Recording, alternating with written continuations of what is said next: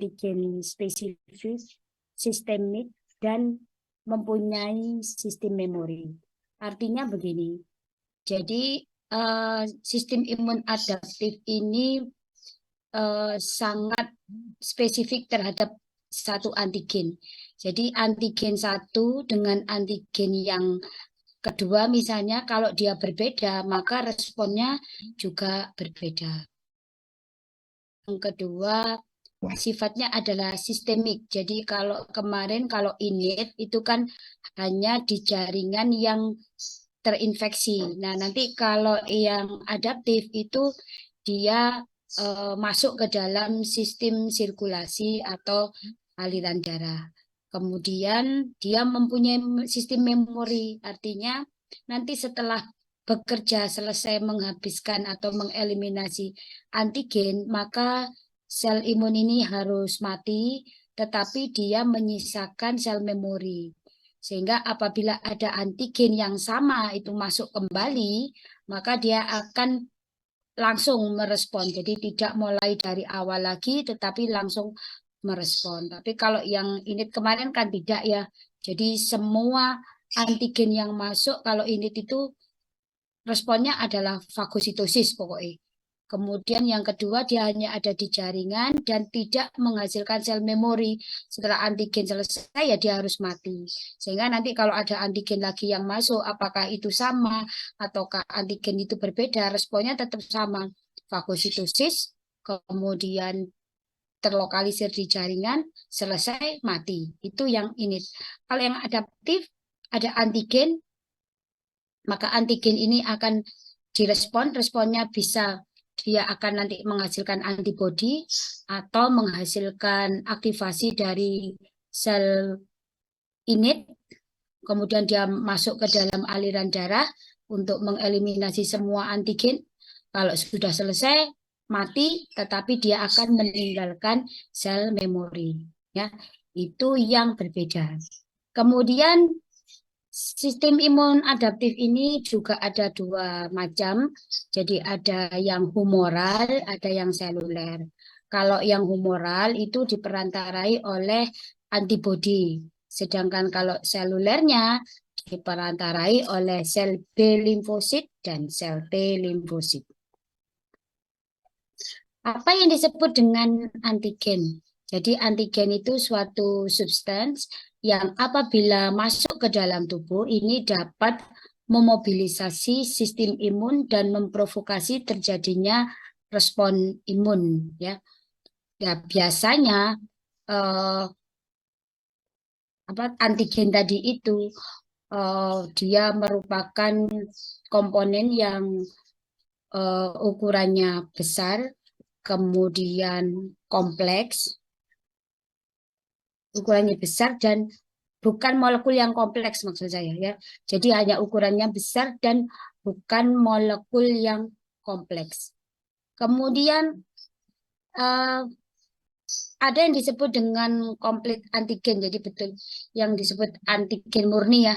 Itu adalah protein asing, kemudian termasuk juga asam nukleat, lipid, dan polisakarida dari suatu antigen. Kemudian, apa yang disebut dengan imunogenisitas? Jadi, imunogenisitas itu adalah kemampuan suatu antigen untuk menstimulasi proliferasi dari limfosit dan menghasilkan antibodi. Jadi, kalau antigen itu tidak mampu merangsang proliferasi dari sel limfosit serta menghasilkan antibodi, maka imunogenisitinya rendah. Sedangkan yang incomplete antigen itu disebut dengan hapten, di mana hapten ini adalah molekul ukurannya kecil, misalnya peptida, kemudian nukleotida, beberapa hormon yang tidak bersifat imunogenik, tetapi mampu mampu menyebabkan timbulnya reaksi atau respon imun ketika dia berikatan dengan suatu protein karier. Jadi kalau dia sendiri dia tidak akan bisa menyebabkan respon imun. Tetapi kalau dia ini berikatan dengan suatu protein karier, maka dia akan bisa menginduksi terjadinya suatu protein, suatu respon imun. Nah, proses ini berkaitan dengan alergi contohnya ya. Jadi ada alergen misalnya serbuk bunga. Serbuk bunga itu tidak bersifat imunogenik, artinya dia tidak bisa menginduksi proliferasi dari limfosit kemudian menghasilkan antibodi. Tetapi kalau serbuk bunga itu pada beberapa orang itu mampu berikatan dengan protein, maka dia akan menyebabkan terjadinya respon imun yang sangat berat. Seperti contohnya adalah alergi. Ya, jadi respon alergi itu kalau orang biasa dia tidak menimbulkan respon. Tetapi kalau orangnya itu sensitif, misalnya ada juga faktor keturunan ya, faktor genetik. Jadi dia sangat sensitif misalnya pada suhu dingin ya.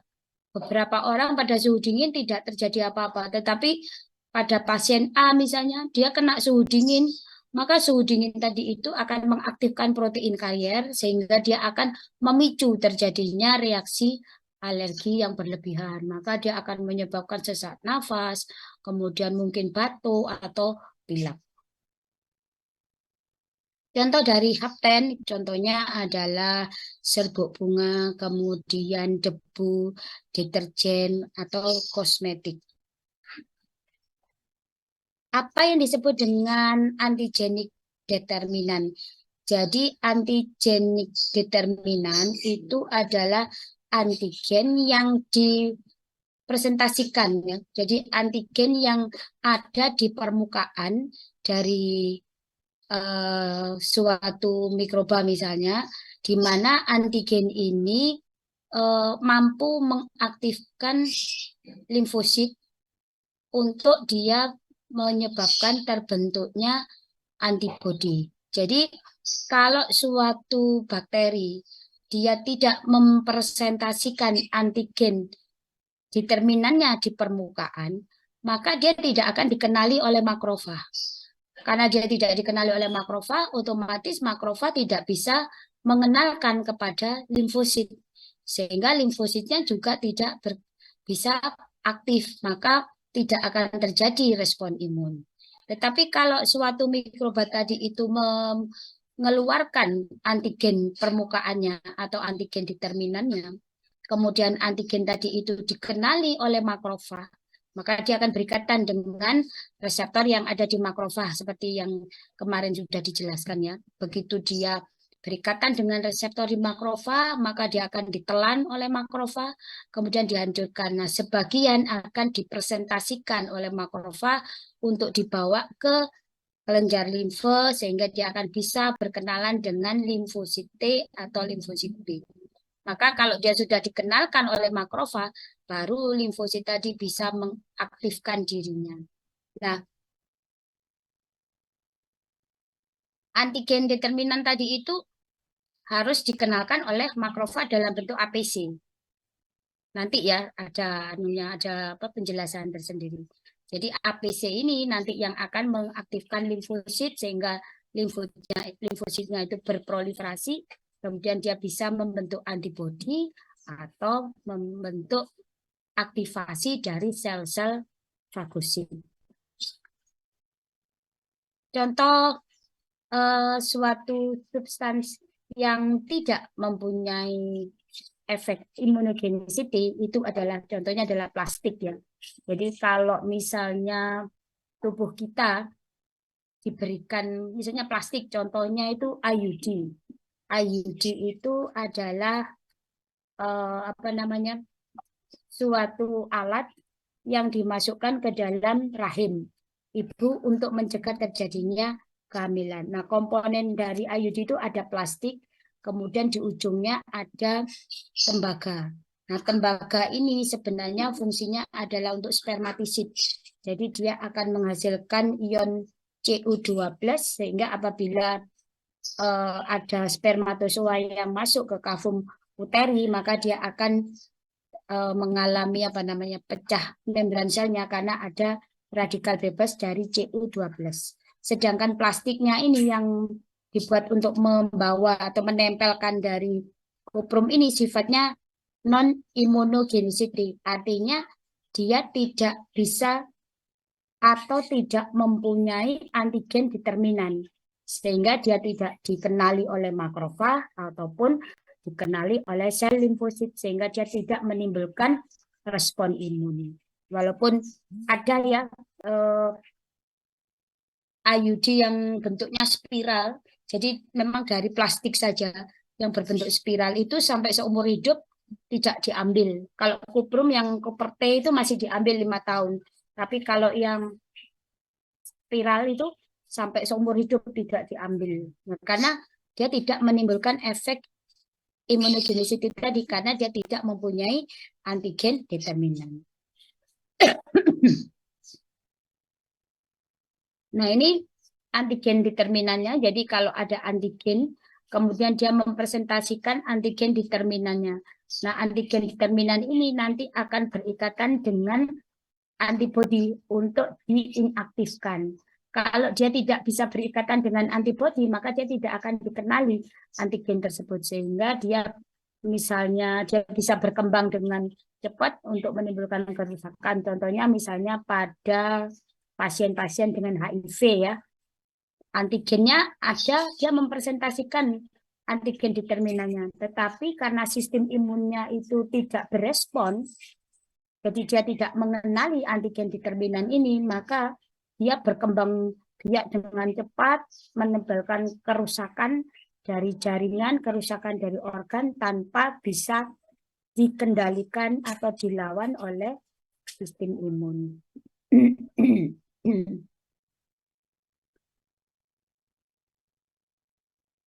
Tadi sistem adaptif ada yang seluler, ada yang humoral ya. Jadi kalau selulernya itu adalah B limfosit dan T limfosit ya. Jadi kalau B limfosit ini sistemnya adalah tipe humoral ya. Jadi sel yang mempunyai potensi sebagai sistem humoral itu adalah B limfosit karena dia menghasilkan antibodi. Sedangkan T limfosit ini bukan sebagai sistem humoral, tetapi dia sebagai sistem kekebalan seluler yang ada di sistem imun adaptif. Bingung ya? Saya kembalikan, nanti saya ulangi ya. Jadi kalau sel yang bekerja di sistem imun adaptif itu ada dua, yaitu sel B limfosit dan sel T limfosit. Tetapi jenisnya berbeda. Kalau B limfosit ini karena dia menghasilkan antibodi, maka dia disebut sebagai kekebalan yang humoral. Tetapi kalau limfosit, T limfosit, karena dia tidak menghasilkan antibodi, tetapi mengaktifkan sel fagosit, maka dia disebut dengan cell mediated immunity, artinya kekebalan seluler. Ya. Kemudian ada yang disebut dengan APC. Jadi APC ini dia tidak berespon terhadap spesifik antigen, tetapi dia berperan penting di dalam proses imunitas. Kemudian apa yang disebut dengan sel limfosit ya? Jadi sel limfosit itu kan tadi ada dua, ada B sel dan ada T sel. Jadi proses pembentukan limfosit itu berada di bone marrow pada saat bayi sudah lahir atau sampai dewasa itu dibentuk di bone marrow.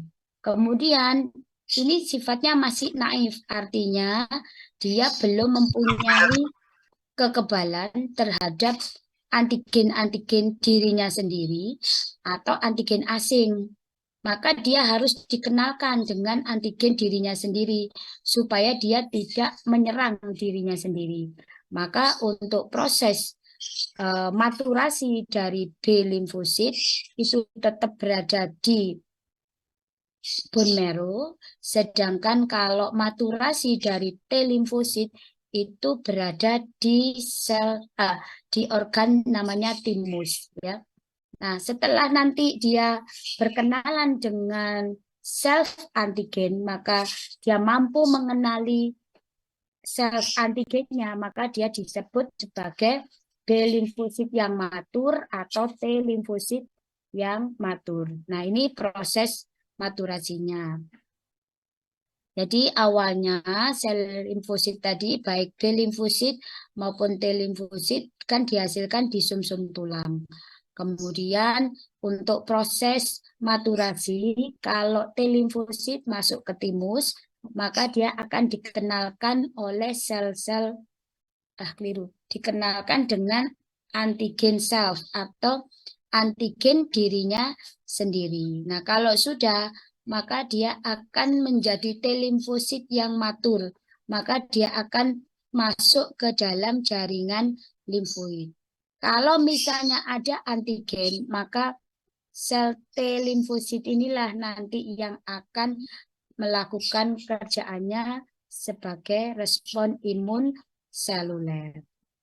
Jadi kalau pengenalan antigen dirinya sendiri itu dilakukan di timus, kalau pengenalan antigen dari luar itu dilakukan oleh sel APC. Pada saat kita terinfeksi, maka sel APC akan masuk ke jaringan limfoid. Nah, di situ tempat markasnya limfosit T dan limfosit B. Maka kalau antigen itu spesifik terhadap limfosit T, maka limfosit T yang bekerja, maka terjadilah respon imun seluler. Sebaliknya kalau sel B limfosit, ini nanti dimaturasi di sel biru, di bone marrow. Kemudian setelah dia mampu mengenali dirinya sendiri, dia dianggap matur, maka sel B limfosit ini akan masuk ke jaringan limfoid juga. Nah, nanti di jaringan limfoid dia akan dikenalkan oleh makrofag dalam bentuk sel APC. Maka kalau antigennya itu spesifik terhadap sel B limfosit, maka dia akan menghasilkan respon imun humoral. Jadi dia akan menghasilkan antibodi.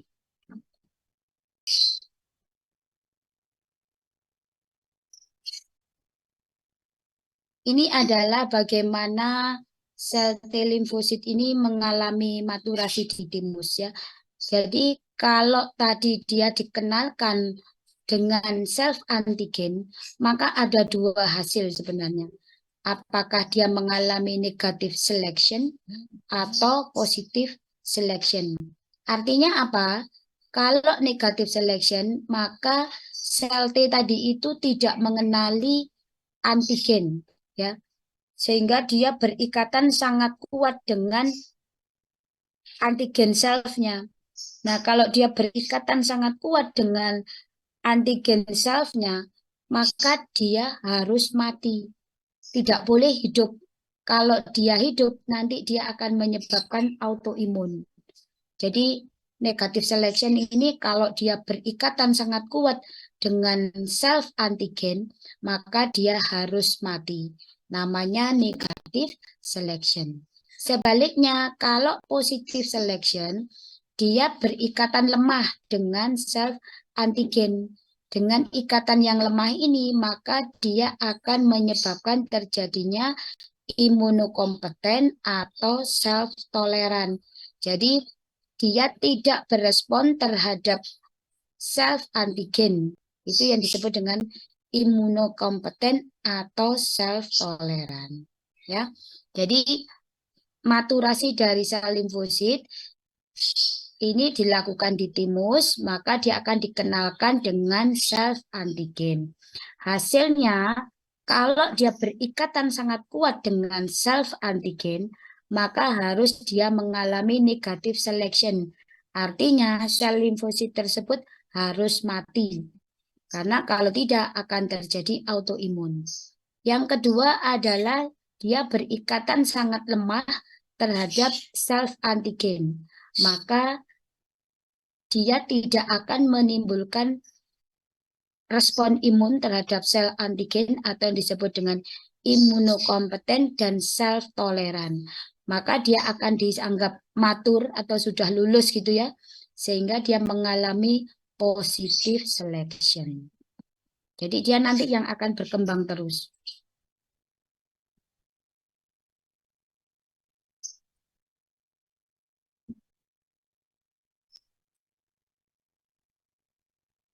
Kemudian kalau B limfosit.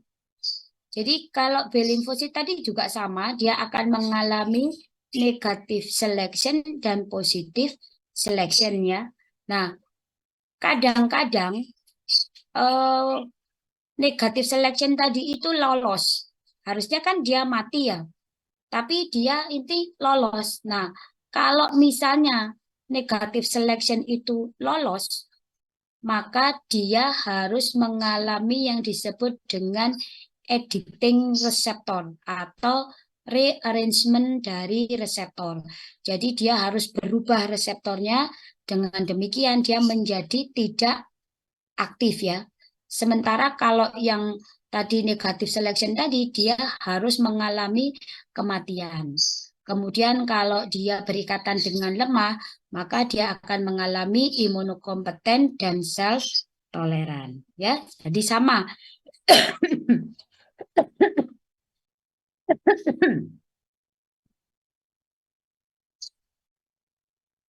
Jadi kalau B limfosit dikenalkan dengan self antigen, kalau dia berikatan kuat, maka dia harus mati. Kalau berikatan dengan lemah, dia akan menimbulkan imunokompeten dan self-toleran. Sedangkan kalau dia berikatan dengan kuat, kemudian tidak mati, maka dia harus mengalami rearrangement dari reseptornya.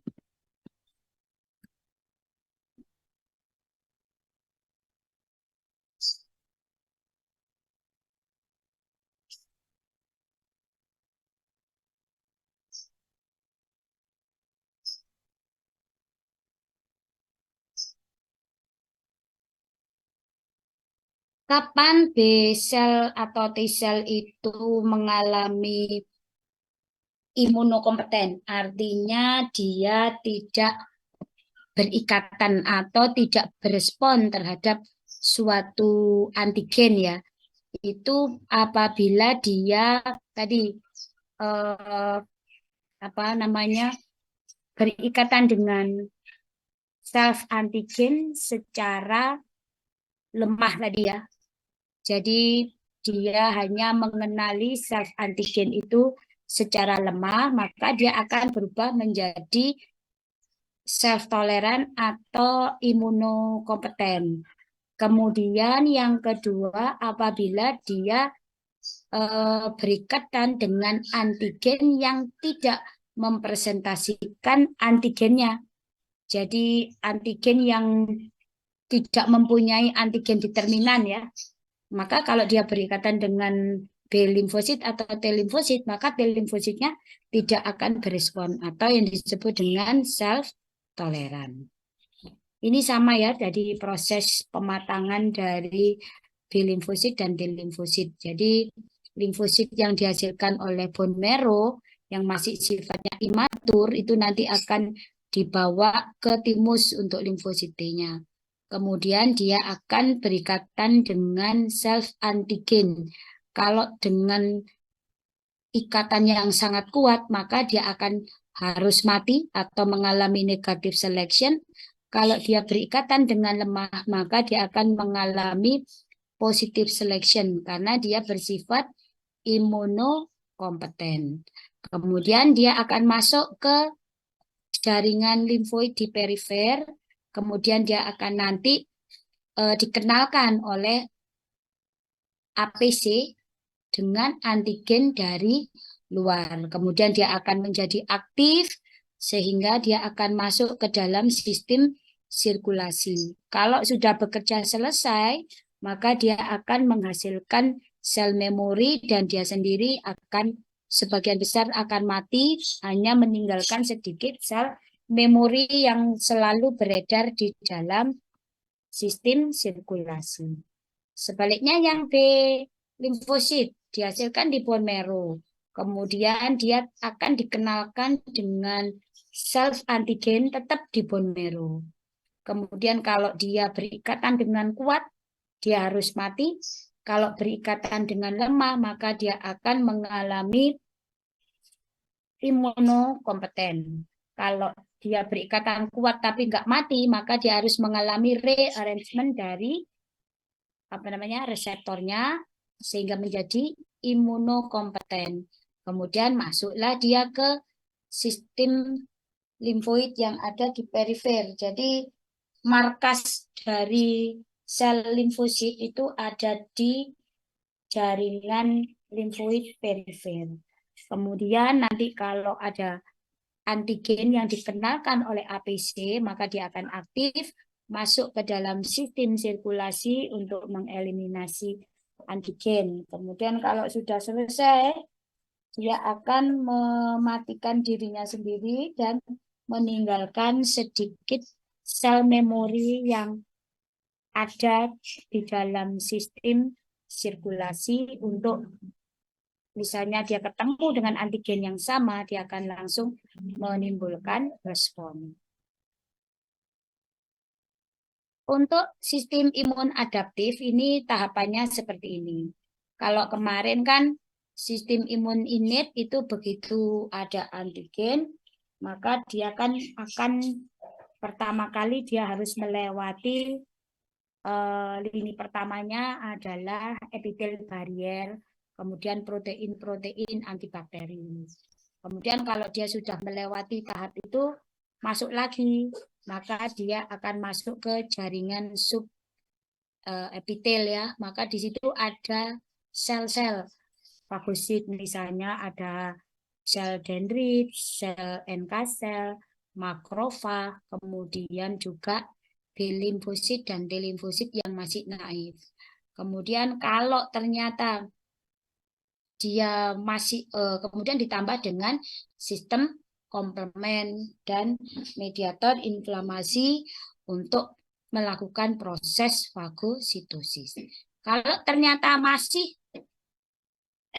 tidak bisa dimatikan tuh antigennya, maka makrofag yang sudah menghancurkan antigen tadi berubahlah dia menjadi sel APC namanya, atau sel antigen presenting cell. Jadi sel yang mempresentasikan antigennya.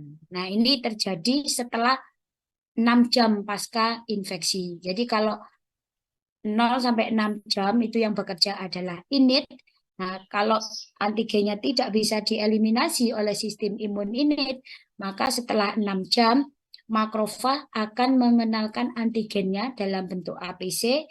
Dia akan masuk ke dalam organ limfonodi di perifer. Nah, di situ tempat berkumpulnya sel B limfosit dan sel T limfosit. Maka APC tadi akan mengenalkan antigennya ke sel B dan ke sel T.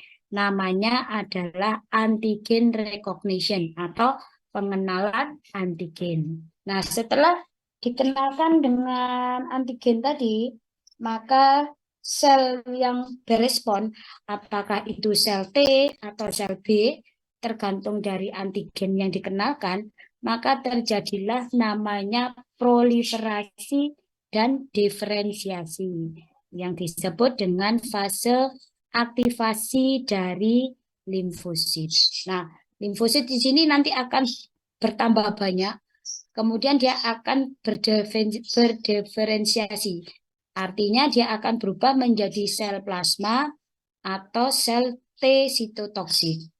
Kalau dia berubah menjadi sel plasma, maka dia akan melakukan yang disebut dengan humoral immunity atau kekebalan humoral karena dia menghasilkan antibodi. Sedangkan kalau dia mengaktifkan sel T sitotoksik, maka terjadilah yang disebut dengan cellular mediated immunity atau imunitas seluler. Jadi nanti sel T limfosit sitotoksik itu nanti akan mengaktifkan makrofag, neutrofil, NK sel, dendritik sel untuk menghasilkan efek fagositosis ya, sehingga antigennya hilang. Kalau yang antibody itu nanti dia akan menetralisir antigen. Jadi antigennya diikat semua dengan antibody sehingga terjadi proses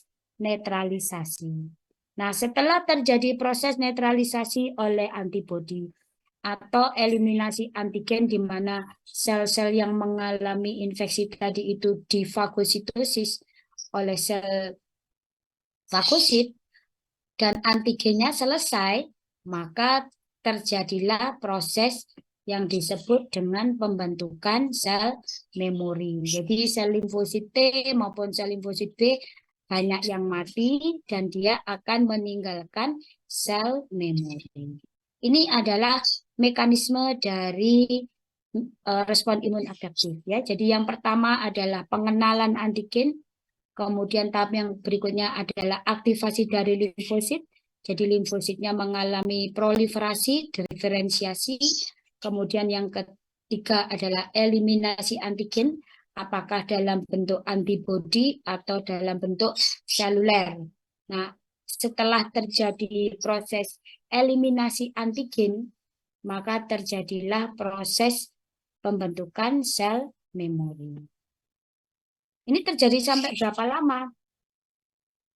Bisa minggu, harian, mingguan, tahunan, sampai bertahun-tahun. Tergantung antigennya ini seberapa banyak dapat dieliminasi. Kalau antigennya banyak, eliminasinya tidak berhasil terus, maka proses ini akan memanjang.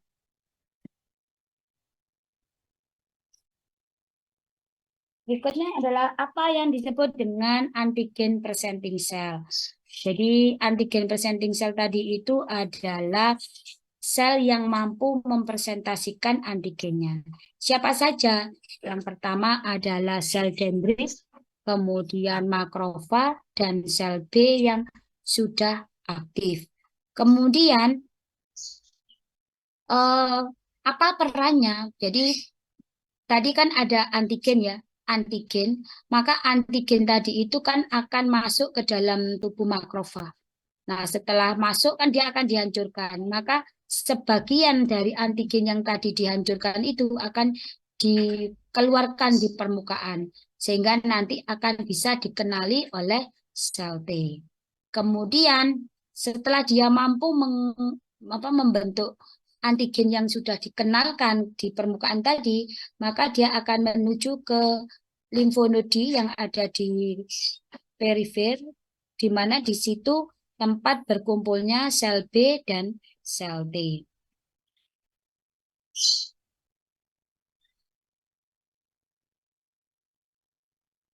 Kemudian setelah dia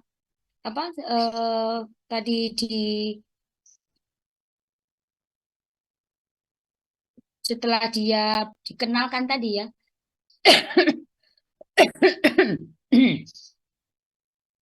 dia akan membentuk MHC ya. Nah, MHC itu nanti dia sebenarnya bukan antigen, tetapi dia mampu mengaktifkan sel limfosit ya. Nah, dia ini ada dua macam. Jadi ada MHC, jadi nama proteinnya itu kalau self antigen tadi mengenalkan antigennya, namanya proteinnya protein MHC. Nah, protein MHC itu ada dua macam, ada MHC kelas 1, ada MHC kelas 2. Kalau MHC kelas 1 ini biasanya terbentuk kalau antigennya itu bersifat intraseluler. Jadi dia bisa masuk ke dalam sel makrofag dan tidak bisa dihancurkan oleh sel makrofag. Contohnya adalah virus, kemudian yang kedua adalah bakteri tahan asam ya. Contohnya adalah Mycobacterium TB. itu adalah antigen yang sifatnya intraseluler. Kemudian kalau kelas 2 itu kalau antigennya sifatnya ekstraseluler. Contohnya misalnya komponen polisakarida, jadi komponen dari membran sel, kemudian asam nukleat dari bakteri, kemudian komponen lipid dari bakteri. Jadi apa bagian-bagian dari bakteri itu adalah MHC kelas 2. Sedangkan kalau bakteri itu utuh masuk ke dalam sel makrofag dan tidak bisa dihancurkan, itu disebut dengan MHC kelas 1 nanti yang dihasilkan. Nah, MHC ini dikode oleh gen. Namanya adalah gen MHC, di mana ini sangat individual sekali ya. Jadi tidak sama dengan satu individu dengan individu yang lain ya. Jadi biasanya samanya itu kalau dia satu keluarga atau kadang-kadang satu keluarga pun tidak sama ya. Yang sama itu biasanya kalau dia kembar satu telur. Nah ini yang dia bisa mempunyai kemiripan MHC yang tinggi sehingga kalau misalnya dia melakukan skin graft atau transplantasi organ itu salah satu syaratnya adalah kesamaan dari protein MHC-nya ini. Jadi kalau MHC-nya ini tadi nanti sesuai, maka dia bisa dilakukan proses grafting atau transplantasi organ. Tetapi kalau tidak bisa, tidak sama ya, maka akan terjadi proses rejeksi atau proses penolakan dari tubuh donor tadi. Jadi ini sangat penting protein MHC ini. Nah, ini bagaimana pembentukannya seperti ini. Jadi ada komponen dari bakteri. Komponen bakteri ini tadi dikenali oleh reseptor yang ada di makrofag. Kemudian dia akan ditelan oleh makrofag sehingga dia akan dihancurkan. Nah, kalau sudah dihancurkan, maka dia akan dipresentasikan. Sebagian dipresentasikan, sebagian yang lain dikeluarkan melalui apa namanya? Proses eksositosis. Sebentar ya, tak tinggal saya ke belakang dulu sebentar.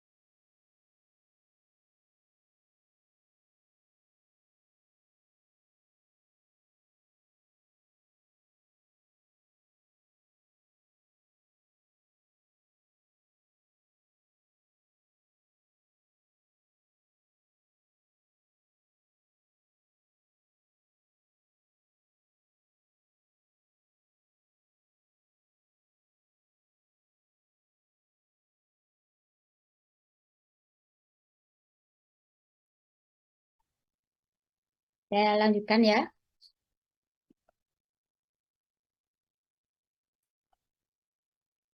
Nah, ini tadi yang bagaimana MHC kelas 1 dan MHC kelas 2 ya. Jadi kalau MHC kelas 2 itu tadi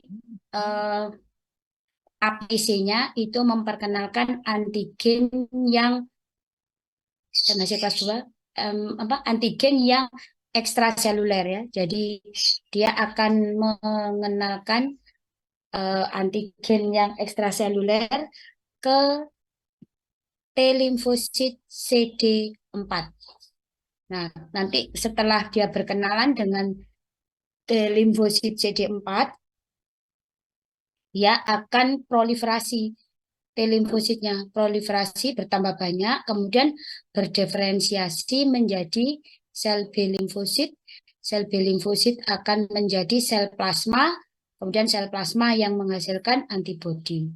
Sedangkan kalau antigennya itu sifatnya intraseluler, maka sel dendrit tadi yang mempresentasikan antigen yang intraseluler, dia akan berkenalan dengan limfosit CD8.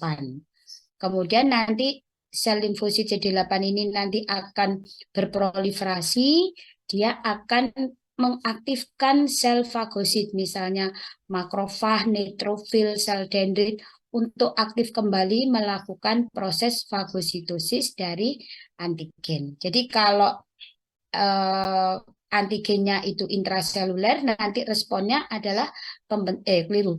Kalau antigennya ekstraseluler, responnya adalah pembentukan antibodi. Sedangkan kalau antigennya intraseluler, responnya adalah aktivasi dari sel fagosit.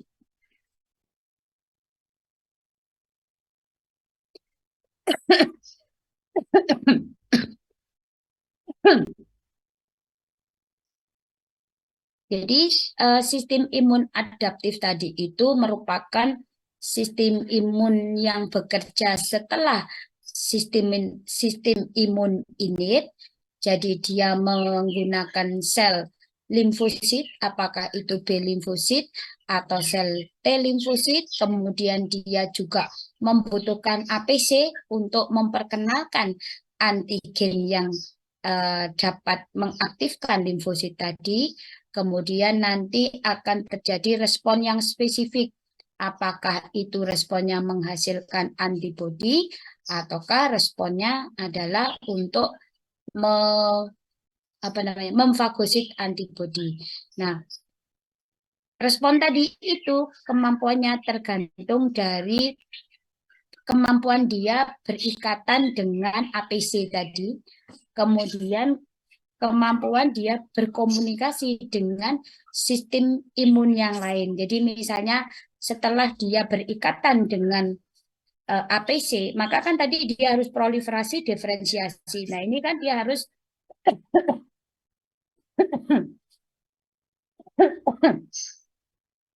berkomunikasi dengan komponen-komponen yang lain.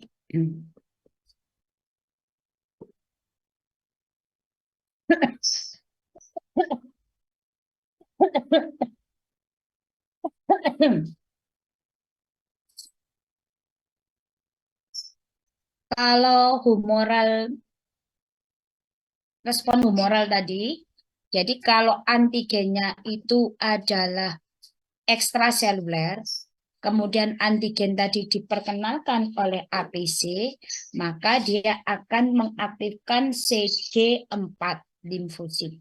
Nah, CD4 limfosit ini nanti akan berikatan dengan sel B limfosit, sehingga sel B limfosit akan berubah menjadi sel plasma, dia akan menghasilkan antibodi. Nah, antibodi ini nanti yang akan menetralisir antigen. Jadi ini ya, tadi ini clonal selection-nya ya. Jadi pertama ada antigen.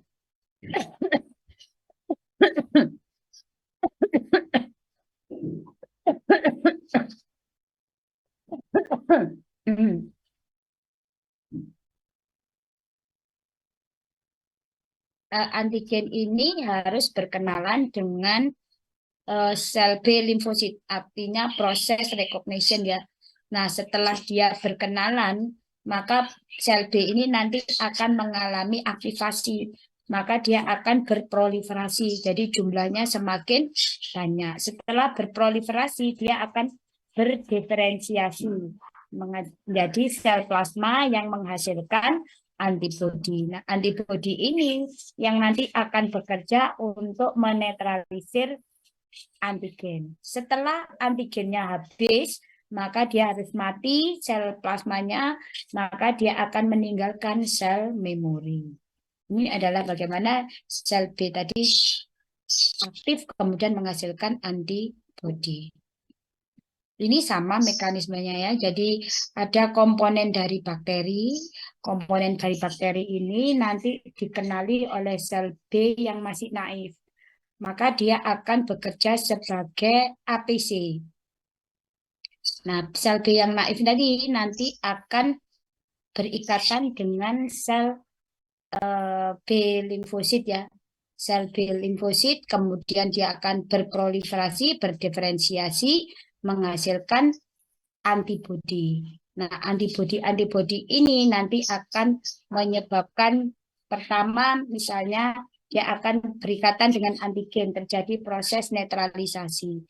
Kemudian dia akan berikatan dengan komplement, sehingga dia akan melakukan proses opsonisasi, sehingga akan mudah difagosit. Kemudian dia akan menginduksi terjadinya proses aktivasi dengan komplement ya, dengan berikatan dengan komplement, kemudian dia akan menyebabkan inflamasi, fagositosis, dan melisiskan bakteri. Kemudian berikutnya yang kedua ada bakteri komponennya, ini nanti diikat oleh sel-sel makrofag atau sel dendrit, sehingga dia akan membentuk sel APC.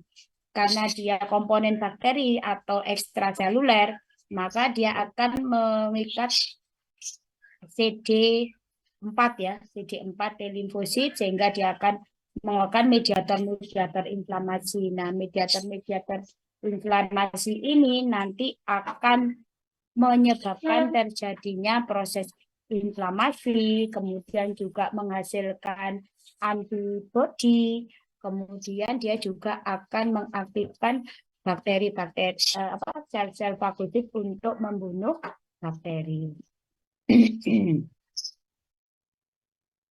Berikutnya yang cell mediated immunity. Jadi cell mediated immunity ini dilakukan oleh sel T limfosit, kemudian dia akan menghasilkan mediator-mediator inflamasi untuk mengaktifkan sel fagosit yang lain ya, sehingga terjadilah fagositosis dari antigen. Jadi antigennya itu adalah antigen yang sifatnya intraseluler. Kemudian dia akan dikenalkan oleh APC tadi pada sel T CD8.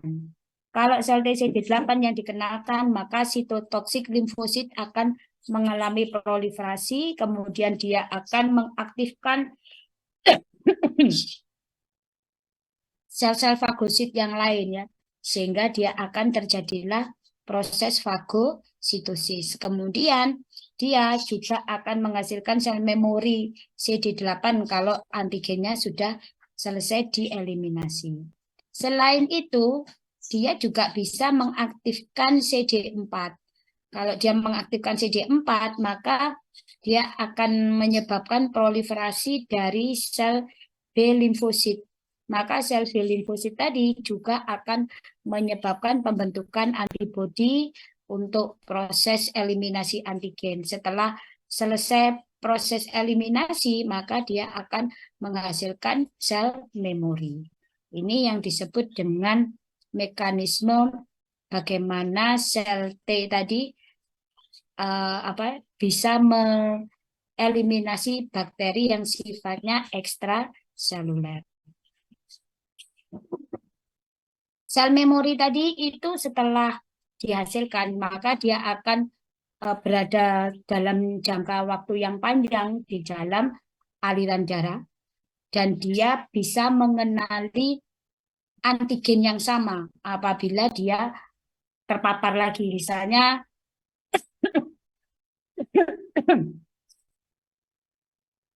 saya terinfeksi misalnya apa ya? Misalnya saya terinfeksi bakteri. Kemudian saya sudah membentuk antibodi terhadap bakteri A tadi. Nah, kemudian ada sel memori terhadap bakteri A. Kemudian saya terinfeksi lagi bakteri yang sama, yaitu bakteri A menginfeksi saya lagi. Maka saya tidak perlu lagi membutuhkan init imun tadi, tapi saya langsung berkenalan dengan sel memori. Maka begitu ada antigen kedua itu masuk, maka sel memori yang berespon. Maka dia akan langsung melakukan proses proliferasi, kemudian dia akan melakukan diferensiasi. Kalau antigennya itu ekstrasel, maka saya akan menghasilkan antibodi yang banyak. Kemudian kalau bisa juga saya mengaktifkan sel fagositnya tadi ya. Nah, itu prosesnya seperti itu. Jadi responnya menjadi lebih cepat kalau ada sel memori tadi. Kemudian sel memori tadi itu bisa CD4 atau CD8 dari T limfosit ya. Jadi kalau misalnya dia diaktifkan oleh antigen yang sama, maka dia akan bisa mengaktifkan B limfosit untuk menghasilkan antibodi atau sel T limfosit untuk mengaktifkan sel-sel fagosit sehingga terjadilah imunitas seluler. Kemudian antibodi ini jadi dia itu setelah dihasilkan tadi nanti kan akan mengalami proses ya di dalam darah, maka dia akan periode lakfasenya itu sekitar 3 sampai 6 hari antigen. Kemudian dia akan mencapai puncaknya setelah 10 hari. Setelah itu nanti antibodi tadi ini akan kembali menurun. Itu yang paparan yang pertama ya. Tetapi kalau paparan yang sekunder dengan adanya sel memori tadi, maka apabila ada ada antigen yang sama masuk, maka dalam waktu 2 atau 3 hari ini sudah akan mencapai puncak antibodinya, jadi semakin banyak ya, dan dia akan bertahan lebih lama, bisa bulan sampai tahun ya. Nah, konsep ini yang digunakan sebagai proses vaksinasi. Jadi pertama misalnya ya kita vaksin ini antibodinya diberikan. Jadi antigen maksud saya, antigen itu dalam bentuk vaksin itu diberikan, maka dalam waktu 2-3 hari akan terjadi peningkatan, kemudian mencapai maksimal dalam waktu 10 hari. Setelah itu dia akan turun. Nah, kalau misalnya kita berikan dosis berikutnya, jadi sebulan berikutnya kita vaksin lagi, maka dengan adanya sel memori, antibodi yang dihasilkan akan semakin banyak dalam waktu 2 hari, dia sudah mencapai puncak. Dan ini akan menetap sampai berbulan-bulan atau bertahun-tahun. Baru nanti akan turun, kalau sudah turun nanti di booster lagi, maka dia akan naik lagi dalam waktu yang cepat dan bertahan dalam waktu yang lama. Ini adalah konsep dari imunisasi. Jadi kalau misalnya antigen yang dimasukkan itu berbeda, jadi pertama antigen X, maka kan yang terbentuk adalah antibodi anti-X ya.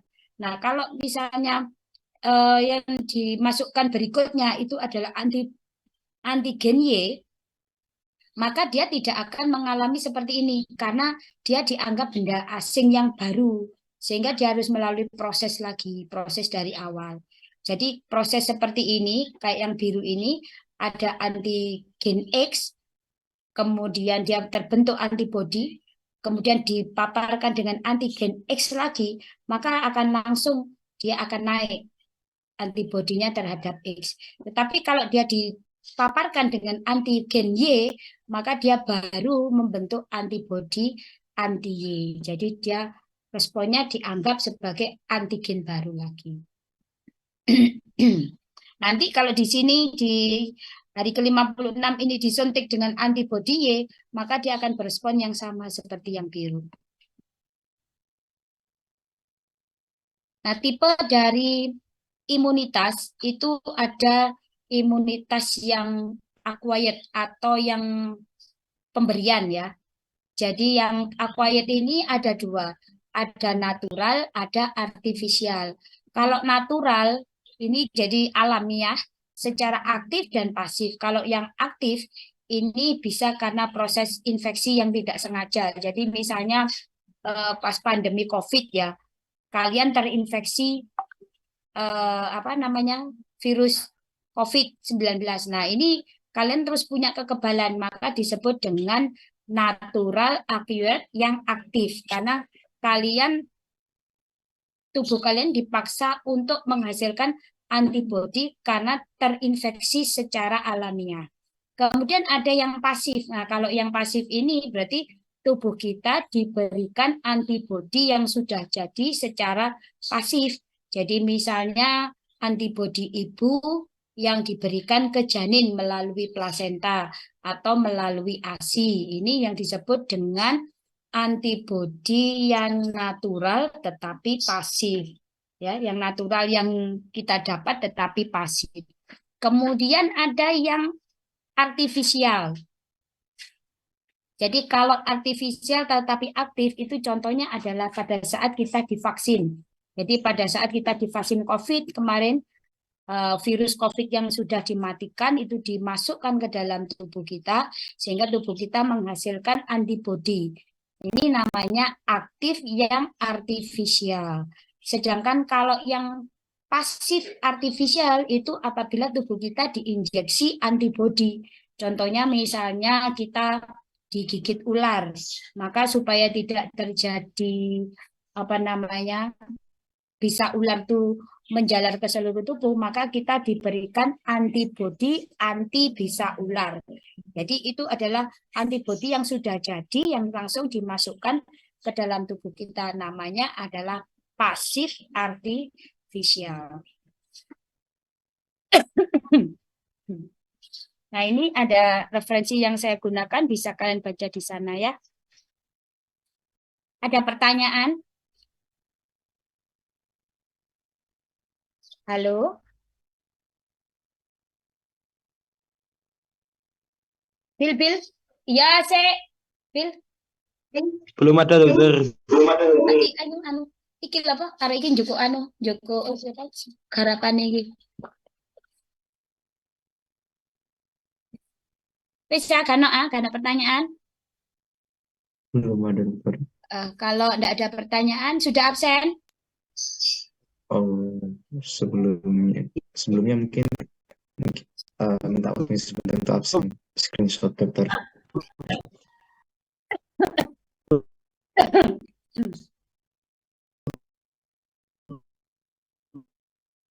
Untuk PJ belum, PJ absen. Yang ketiga belum anu, pakai sing durung on.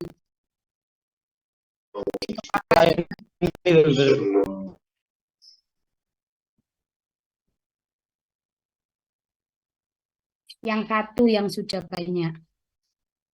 Andita, Kalista udah ke satu. Yang dua Rita, Inawati. Apa di? Ini kok nama-nama.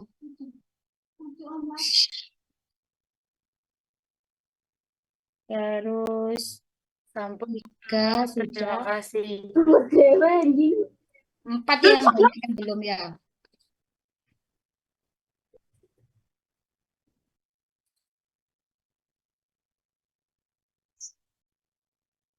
Ambil nama maskerku Mbak Dik. Iku di meja. Di meja itu.